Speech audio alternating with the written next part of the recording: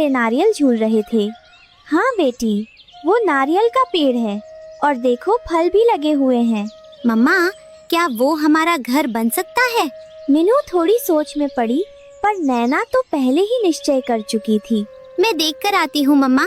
नैना तेजी से उड़कर एक बड़े नारियल के पास पहुँची। ये तो काफी बड़ा है।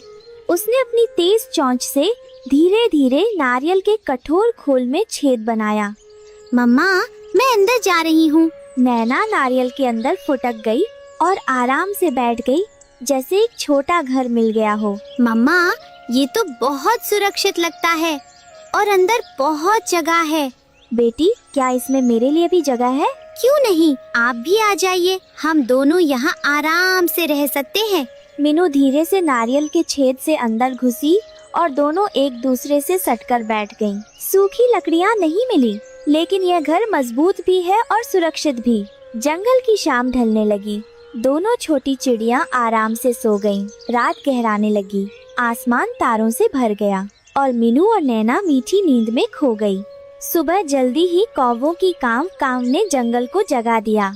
भूरा कौवा और भूरी कौवी उड़ते हुए नारियल के पेड़ के पास पहुँचे। भूरी, आज नाश्ता बढ़िया होना चाहिए। मुझे तो बहुत भूख लगी है। देखो ना, ये नारियल बिल्कुल ताज़ा लग रहा है। चलो इसे खा लेते हैं। दोनों कौवे नारियल पर जोर जोर से चोंच मारने लगे। थक थक थक। मम्मा, ये कैसी आवाज है? शायद कोई बाहर से हमारे घर पर चोंच मार रहा है। चलो जल्दी बाहर चलो। मीनू और नैना नारियल से बाहर निकली और सामने भूखे भूरा और भूरी खड़े थे। कौवा भाई, रुक जाओ, ये नारियल मत खाओ, ये हमारा घर है। घर? ये फल तुम्हारा घर कैसे हो सकता है? ये तो हमारा भोजन है। तुम घर बनाना चाहती हो तो कहीं और बनाओ। कृपया मत खाओ, हम तो कल ही आए हैं। ये घर हमें मिला है बड़ी मुश्किल से। हम तो यही नारियल खाकर अपनी भूख मिटाएंगे। कौवे नारियल को तोड़ने लगते हैं और कुछ ही क्षणों में मीनू और नैना का घर पूरी तरह गायब हो जाता है। मम्मा, उन्होंने हमारा घर ही खा लिया। चलो बेटा, ये जंगल किसी का नहीं होता, हमें आगे बढ़ना ही होगा। बेधर होकर मीनू और नैना उड़ती रही, जब तक उनकी नजर एक सुंदर लाल अनार के पेड़ पर नहीं पड़ी। मम्मा, अगर हम इस अनार के अंदर घर बना ले तो? हाँ बेटी, हम इसे अंदर से खाकर खाली कर लेते हैं, फिर ये हमारा छोटा सा आरामदायक घर बन जाएगा। दोनों माँ बेटी मेहनत से मीठे दानों को चोंच से निकालती हैं, रस पीती हैं और जल्द ही अनार अंदर से खोखला हो जाता है। मम्मा, ये घर तो नारियल से भी बड़ा है। अब हमारा घर यहाँ होगा और कोई हमें परेशान नहीं करेगा। सूरज ढल रहा था, तभी एक हरा चमकीला तोता, मिट्ठू तोता आसमान से उतरा।